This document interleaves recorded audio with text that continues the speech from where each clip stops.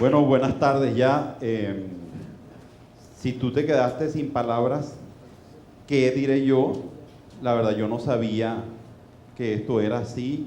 Como dice Aquiles Nazoa en un poema, yo nunca hubiese venido si me hubiesen advertido que la niñita cantaba.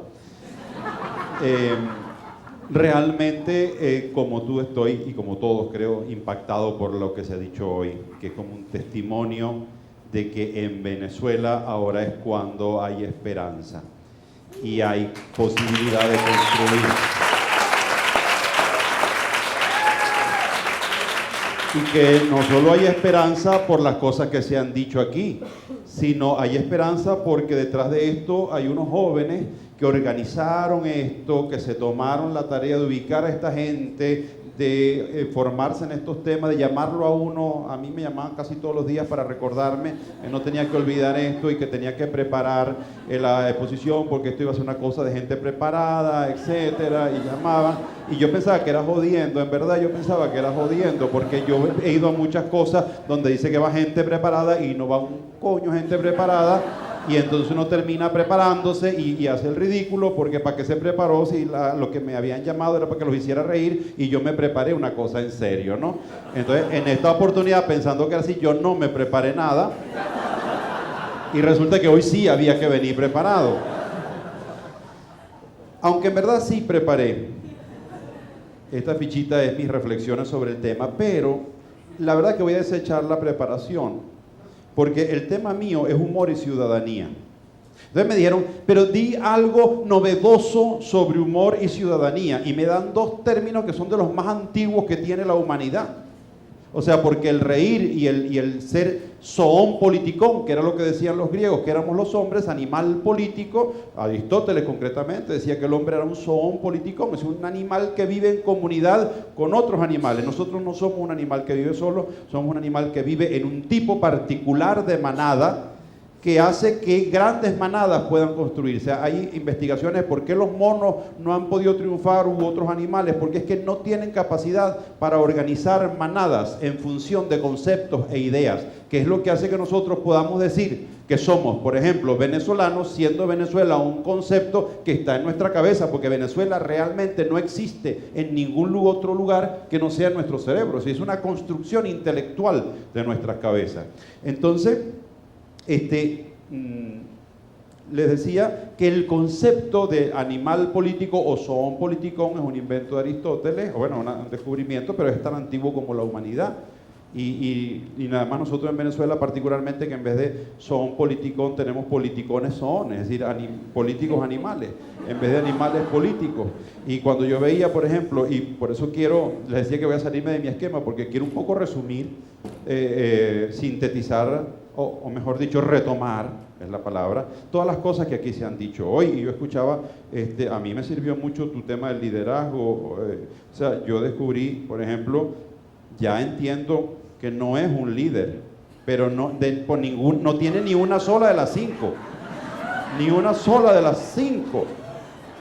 Me estoy refiriendo naturalmente a Adolfo Hitler. Es una cosa increíble. Entonces, bueno, el concepto de ciudadanía es un concepto antiguo. ¿Qué tiene que ver, en definitiva, la ciudadanía?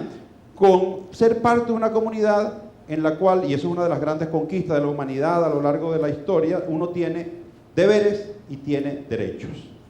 Y el humor, que es el otro componente, es aquello que llevamos dentro, es una manera de ver el mundo, o como diría Aquiles Nazoa, una manera de pensar sin que el que piense se dé cuenta de que está pensando. Es decir, el humor es, según decía Aquiles, pensamiento de contrabando. La medida en que uno ríe, uno debe pensar. Para mí el humor tiene sentido porque me ayuda a entender la sociedad en la que vivo y me ayuda a actuar en ella para cambiarla. Ese, al final, es mi propósito ciudadano con el humor. Y a veces incluso pienso que es egoísta, que yo subo un escenario más que ayudar a otros a que entiendan, ayudarme a mí mismo a entenderlo, porque este es para mí el único espacio en el cual yo puedo meditar y pensar. O sea, yo me voy para mi casa y me siento a hacer el esquema y me sale algo y anoto ideas, pero es aquí donde no sé por qué razón en mi relación con el público se me produce una cosa que es donde yo pienso y donde yo digo y donde yo establezco conexiones. Entonces, Me asombra mucho pues esta jornada de hoy, y yo quería quizá finalizar más que hablando de la relación entre humor y ciudadanía, hacerlo como un ejemplo práctico, es decir, hacer una reflexión sobre el país, porque además me parece que después de estas exposiciones lo apropiado sería rematar, y a mí me toca, con un mensaje esperanzador. Y entonces yo quería hacer eso que alguna vez llamó Carlos Andrés Pérez una introspección retrospectiva, que es mirar hacia adentro y hacia atrás simultáneamente para entender lo que nos viene. Y lo digo porque, bueno, además curioso, yo no sé, estos tiempos están cambiando tanto, son tiempos de mucho cambio increíble.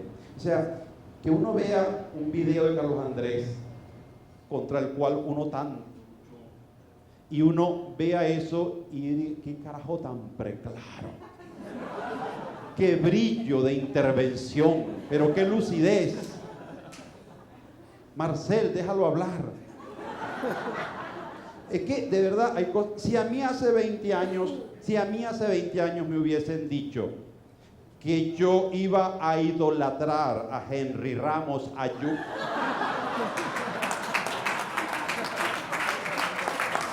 yo le habría dicho a la persona que me lo dijo, tú andas en droga. Porque Ramos Ayub significaba para mí hace 20 años todo aquello contra lo cual yo luchaba. Entonces, una cosa increíble, eso significa que los tiempos son fluctuantes y que las cosas cambian. Es decir, ¿por qué? Porque yo a esta edad, ya menos juvenil, me permito algunos placeres. Por ejemplo, para mí ver a Ramos Ayub dirigiéndose a un diputado del PSUV desde la tribuna de oradores, diciéndole, chico, eso que tú estás diciendo no puede ser, porque no está conforme a la definición de justicia de Ulpiano. Justicia es perpetua, eterna, voluta, sui quiqui tribuere. Y ver al carajo del PSUV, ¿ah? ¿Ah? Ok, yo me voy a sentar, pero ¿qué hago? Pido una moción, ¿qué? Coño, porque ¿qué me demuestra a mí esto? Que con la fuerza de la inteligencia no hay nada que hacer. La inteligencia es lo único que nos va a transformar, es lo único que nos va a ayudar. Entonces, ¿qué debe hacer el humor? Buscar inteligencia ciudadana. ¿Por qué? Bueno, porque este hombre no podía entender, porque oye, primero tenía que saber que le estaban hablando en latín, que el latín era la lengua del Imperio Romano, que hubo un Imperio Romano, coño, que el Imperio Romano inventó el derecho, eran demasiadas vainas juntas para un solo cerebro, era mucho. Entonces, yo que quiero hacer una pequeña introspección retrospectiva de nosotros mismos, porque nosotros llevamos algunas cosas en nuestra identidad que nos marcan por la manera como nosotros nos hemos insertado en el mundo, por la manera como por la manera como se produjo nuestra historia. O sea, nosotros venimos de un conquistador español que nos trae varias cosas. Por ejemplo, nos trae nuestra actitud frente a la riqueza. O sea, ¿qué buscaba el conquistador español? Lo mismo que buscamos los venezolanos de hoy: billete. Fácil, rápido y ya, y sin trabajar. ¿Y por qué va uno a trabajar si en Venezuela uno puede hacer dinero viajando? ¿Por qué voy a trabajar? O sea, si a mí me dan los dólares, o sea, Venezuela es el único país del mundo, y si hay vida más allá de la Tierra, este es el único país del universo universal en el cual uno viaja y regresa del viaje con más real del que salió. O sea, en cualquier parte del mundo, o sea, la gente saca una cuenta elemental: tengo 10,000, voy a gastar 8, me quedan 2. Menos en Venezuela, que tú dices, tengo 2, con estos 2 voy a gastar 8, y al final cuando venda lo que me sobra en el mercado negro me voy a ganar 10.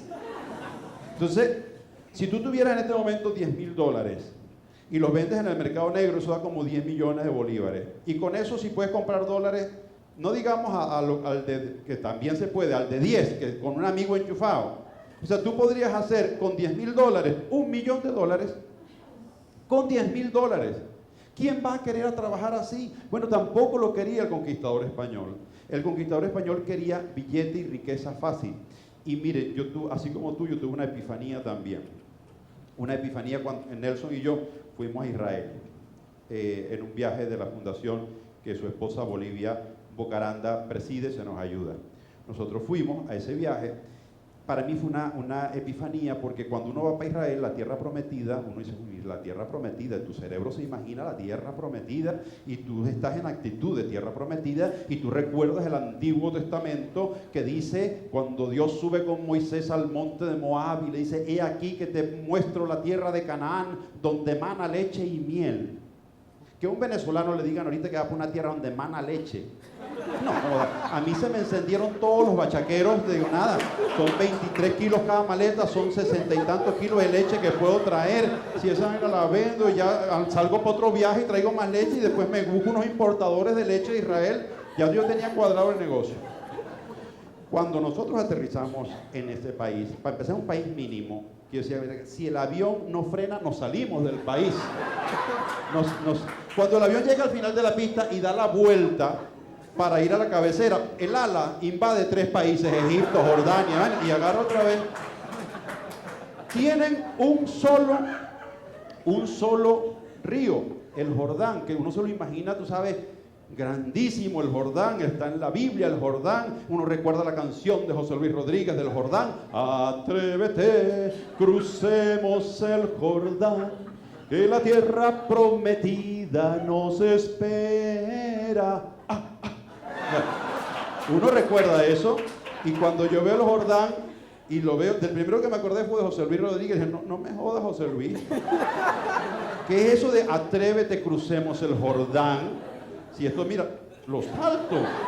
Ni que fuera el Orinoco sí, dime, atrévete a echarle pichón, cruza el Orinoco, por el Jordán. Tienen un solo mar y se les murió. Y lo llaman así, el mar muerto, y pregúntale a Nelson, hay uno, con esa tragedia de país, uno ni se puede suicidar. Porque te suicidas y flotas, y te amarras una piedra y flota la piedra y flotas tú, y la única manera de suicidarte es que te caigas a coñazo con la piedra, porque no hay otra forma. Pero esta tierra así descrita tan duramente tiene universidades de primera categoría, donde la gente que se gradúa tiene 19 y 20 y buscan los mejores promedios. Lo que decía José Manuel Bolívar. José Manuel. Promedios excelentes. Es decir, universidades de primera. No están como nosotros en este momento buscando al que tiene 0,5 y 0,8 para darle cupo en la universidad, dejando fuera al que tiene 18 y 19 porque estudió en el Médici. Y entonces no tiene derecho porque como él viene de familia rica, ese 19 no vale y los 8 vale. No, y a eso lo llamamos democracia educativa. Cuando es demagogia populista. O sea, para mí, democracia educativa es que tengamos colegios como los que tú señalabas, con maestros bien pagados de primera, colegios públicos de primerísima categoría, donde los niños vayan desayunados y bien comidos para que puedan aprender y tengan profesores que se les dedique. Eso sí es democracia educativa, porque lo demás lo hace la vida. Coloca a cada uno en su lugar según sus propias capacidades. Tú lo señalabas, hay un componente de nuestra vida que son nuestras circunstancias y nuestra voluntad. Yo veía lo que tú exponías, que solo nuestra voluntad, tú eres, para no ser tú tan tú, María Elena lo decía, el componente de la voluntad. Entonces nosotros tenemos que lograr eso. Lo que sucede realmente es que es una cosa asombrosa. Yo, por ejemplo, a mí me votaron de IESA. O sea, y yo amo y respeto a IESA, porque a mí me votaron. O sea, los brutos también tenemos derecho. O sea, y me votaron por bruto. Y está bien que lo hayan hecho. Y yo cada vez que puedo que me inviten a la conferencia allá, yo voy agradecido, porque esa votada cambió mi vida. O sea, si Eliezer me hubiese graduado por lástima, pobrecito, tú sabes, él es hijo de inmigrantes canarios, ellos pasan mucho trabajo, él no pudo estudiar bien, vamos a graduarlo. Sería hoy un matemático yo, por ejemplo, que estaría destruyendo empresas, quién sabe, no cumpliendo con estos cánones de liderazgo, quebrando, o peor, presidiendo el Banco Central, persiguiendo carajitas en Nahuatl. O sea, ¿quién sabe qué cosa horrible estaría yo haciendo en este momento? Entonces, Eliezer a mí me salvó porque me colocó en mi lugar. Entonces, ¿cuál es la enseñanza mística, la epifanía que yo tuve en Israel? Después de pensar, en principio, que era un país pobre, me di cuenta de que era un país muy rico. Y como digo Israel, puedo decir Noruega o Japón o cualquier otro. ¿Por qué? Porque tienen la riqueza en el único lugar en el cual los pueblos tienen la riqueza, que es en la cabeza de su gente. Si la riqueza no está aquí, no está en ningún lado. Por eso yo vuelvo a retomar tu exposición. Ese es el único camino que nosotros tenemos para que el país salga adelante. El camino de la inteligencia, de ayudar a que el otro sea inteligente. Y lo decías además muy bien, no solamente si quieres, no lo hagas como valor altruista, que lo es, sino como negocio. O sea, es un excelente negocio que todo el mundo sea inteligente. La otra cosa que nos trae el conquistador español, nosotros no tenemos esa riqueza que tenemos que apuntalar, es la noción de nuestro sistema institucional. El conquistador español no cumplía las leyes, porque él no vino a cumplir leyes, él vino a hacer billete. Cuando tú vas a hacer billete a un lado, lo que menos te importa es las leyes y el billete es lo primero. Entonces él recibía las leyes del rey de España, se las ponía en la cabeza, decía, chacata, pero no se cumple. Exactamente igual que hacemos hoy. El derecho no tiene para nosotros, no es como un gringo. Que el conquistador inglés, y perdónenme el componente pitiyanqui, y además en unos momentos tan anti-yanqui como lo que estamos viviendo, el conquistador inglés no se fue a hacer billete a los Estados Unidos porque ahí no había cómo hacer billete, eso es una pelazón. Esa gente tiene una cena que se llama Thanksgiving, que la hacen celebrando que sobrevivieron el primer año los peregrinos que fueron para allá, y el único pavo que sobrevivió se lo mandaron, y ahí viene la cena del pavo en Navidad. Pero ellos no iban a buscar billete, ellos estaban buscando un concepto, libertad. Cuando tú buscas libertad, solo hay una manera de conseguir libertad: atenerte a las normas. Porque las normas y las leyes, es decir, la ciudadanía, es lo único que nos da libertad. El ejercicio de la ciudadanía es saber qué deberes tienes, también qué derechos tienes, pero nosotros estamos centrados solamente en los derechos que tenemos y no en nuestros deberes, porque nosotros no tenemos verdaderas leyes. Nosotros tenemos privilegio, que es una palabra que se asemeja a la ley, pero no es ley. Privilegio viene del latín, urpiano. Privilegis, ley privada. Privilegis es la ley privada. Nosotros funcionamos con leyes privadas. El gringo no. El gringo internalizó las normas. O sea, un presidente de Estados Unidos nunca jurará sobre la moribunda Constitución de los Estados Unidos. Nunca lo hará, porque alguien lo va a detener. Entre nosotros no, porque es normal. ¿Y por qué no va a ser moribunda? Si el tipo es decente, está diciendo que no la va a cumplir. Está bien. O sea, es una noción diferente. Un gringo frente a un semáforo en rojo no solo ocurre otra cosa que pararse. Lo ve, red, stop, y se para. Si ese semáforo se llega a echar a perder en rojo, ese gringo se muere ahí. Él no se le va a ocurrir otra cosa, él va a estar, oh, strange, still in red. Maybe it isn't working, I don't know. Y empiezan a llegar otros gringos al lado. Oh, you know what happened? Oh, I don't know, 5 hours in red, the same thing, I don't know what happened. Oh, what do you think we have to do? I don't know, maybe we have to call the police. O sea, van a llamar a la policía, al Ejército de Salvación, a la National Guard, a la National Geographic, pero ahí nadie se va a comer esa luz. No es como uno lo hace, pero porque uno es malo, no. Como dijo Jessica Rabbit en la historia de Roger Rabbit, yo no soy mala, a mí me dibujaron así. Yo no soy malo, a mí todo este proceso histórico me ha dibujado de determinada manera. Yo quiero mi cubo de Cadivia 200 para comprarme mis interiores Calvin Klein, mientras un compatriota se está muriendo de mengua en un hospital porque no tiene para la quimioterapia. Pero no es porque sea malo, es que no tengo otro mecanismo. El Estado me dejó, el Estado del que yo formo parte, del que yo debo ejercer ciudadanía, me ha convertido en un ser irresponsable, me obliga a ser inmoral. El Estado me obliga a ser inmoral, me presiona para que lo sea. Entonces, por supuesto que cuando uno ve estas cosas, uno actúa distinto. ¿Por qué? Bueno, porque frente a un semáforo en rojo, yo si pasan de las 10 de la noche, yo veo el semáforo en rojo y yo acelero.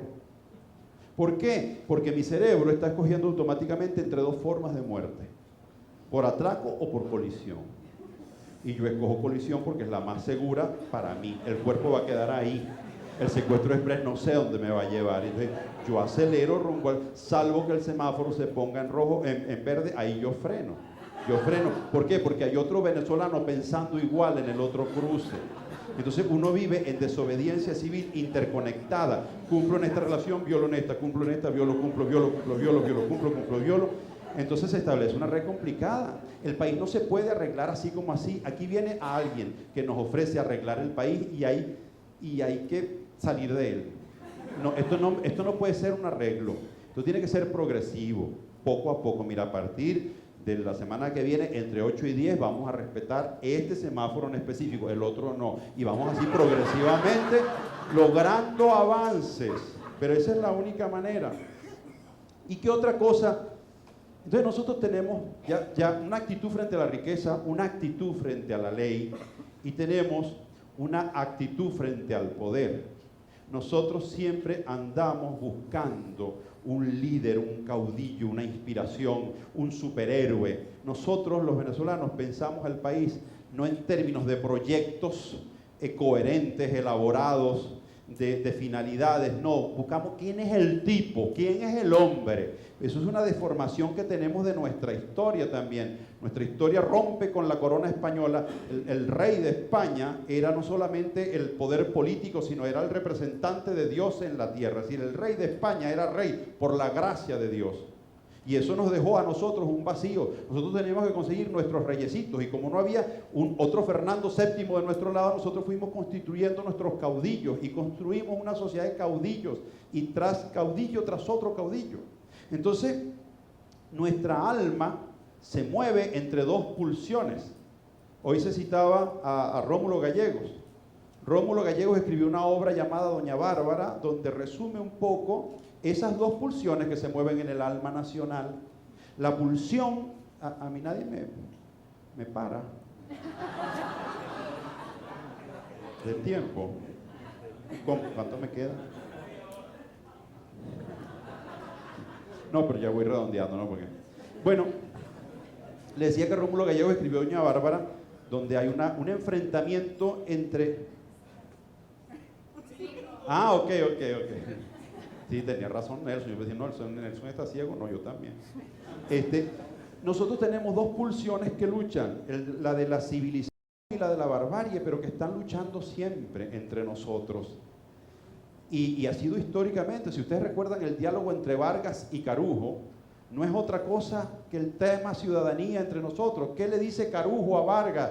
Renuncia, Vargas, que el mundo es de los valientes. Y cuando decía valiente, no quería decir valiente en el sentido altruista de valiente, sino el mundo de los bravos, de los así como yo vengo a la independencia, va a venir, ay sí, un doctorcito me va a mandar. El desprecio por lo civil en Venezuela es histórico. Vean nuestros billetes, ahí no hay civiles, ahí hay puros militares. Entonces, y Vargas le dice, no, el mundo es del hombre justo. Esa lucha está en el alma nacional a lo largo de la historia. ¿Y por qué hay esperanza en Venezuela? Porque hay muchos hombres justos y buenos, y los ha habido a lo largo de la historia. ¿Y por qué hay esperanza? Porque los buenos y los justos son mayoría. Y eso a mí me da una esperanza extraordinaria, porque hay muy buena gente y nosotros tenemos que potenciar nuestra buena gente. Si nosotros somos el país de los tipos que tienen las cuentas en Andorra, 4.000 millones de dólares, bueno, y toda la investigación que ha hecho Runrunes al respecto, sí. Nosotros somos el país de esa gente y de esos sinvergüenzas y de todos los que están buscando en este momento por el mundo entero. Pero este también es el país de Vargas y es el país de Gallego y es el país de Jacinto Convit, que no tiene cuenta en Andorra porque tiene cuenta en la eternidad para lo que trabajó, para la dignidad y para su pueblo. Y este es el país del sistema de orquestas juveniles. Y este es el país de Antonio Lauro. Y este es el país de Reverón. Y este es el país de Arturo Uslar Pietri, premio Príncipe de Asturias. Y este es el país que construyó la represa del Guri, que está a punto de pararse, y yo no sé qué país tan extraño es este, yo no entiendo, porque aquí hay imbecilidad, pero además se ensaya, porque eso de ver el nivel del Guri metiéndose como buzo, o sea, primera vez que yo veo para saber cuánto te queda en una jarra, que tú te tienes que sumergir dentro de la jarra para ver cuánto te queda, a menos que ese fondo se vaya a bajar y hay que ver si bajó más el fondo del Guri. O sea, hay cosas que yo no entiendo. O sea, pero nosotros construimos el Guri y el puente sobre el lago y la Universidad Central de Venezuela, que es patrimonio de la humanidad.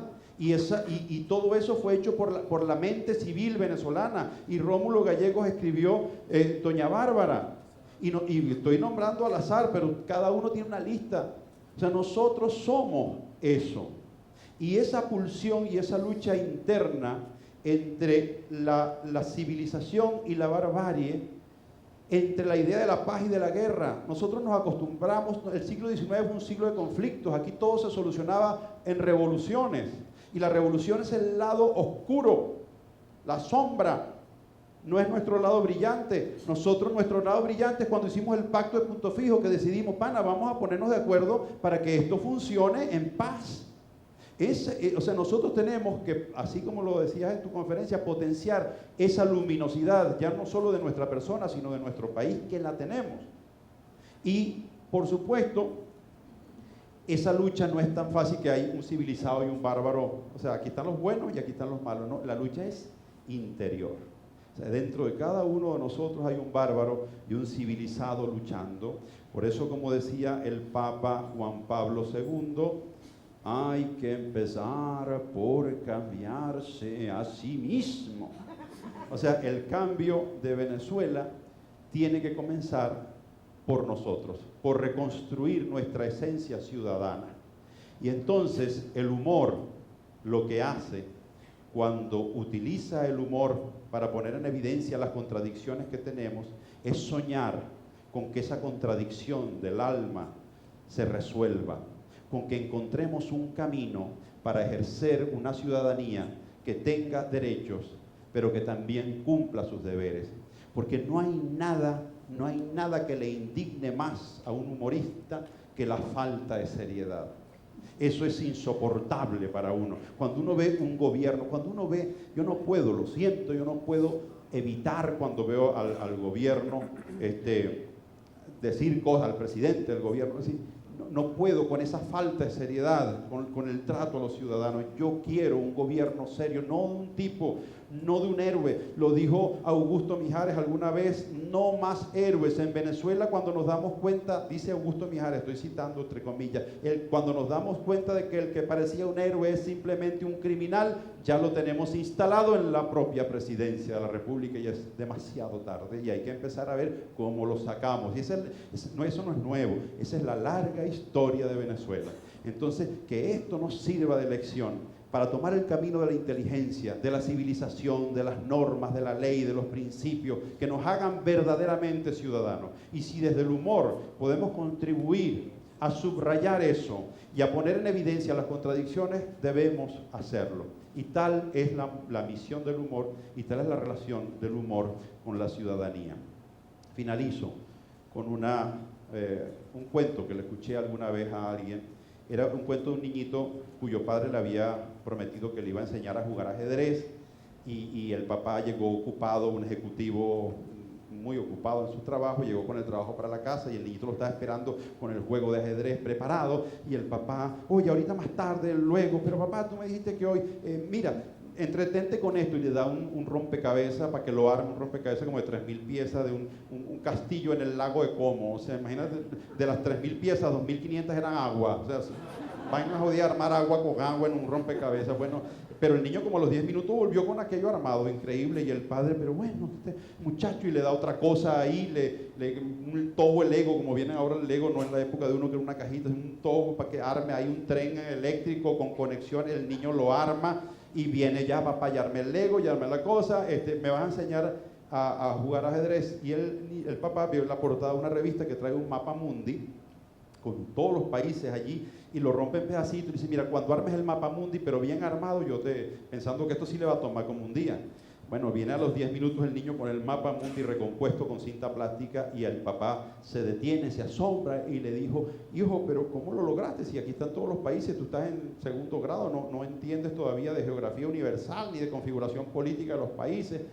¿Cómo lo hiciste? Y el niño respondió, papá, fue muy sencillo, en la parte de atrás de la página había una publicidad con la fotografía de un hombre. Yo simplemente armé al hombre y se compuso el mundo. Quizá lo que nosotros tenemos que hacer como ciudadanos de este país es armarnos, recomponernos. Subrayo, armarnos como recomponer nuestras partes separadas. Y entonces, cuando recompongamos esas partes nuestras y nos sintamos verdaderamente ciudadanos de una patria que merece nuestro respeto y que no es para nosotros un motivo de lucro, es decir, cuando la patria deje de ser un negocio y se convierta en nuestro hogar, cuando salgamos de eso que llamaba Mariano Picón Salas, el vivamos, callemos y aprovechemos, entonces ya nosotros integrados espiritualmente en valores, principios e ideas de democracia, de libertad, de justicia, seremos ciudadanos honestos, un país floreciente y un país con un gran sentido del humor. Muchísimas gracias. Muy buenas tardes. Gracias a los estudiantes. Felicidades. Muchas gracias.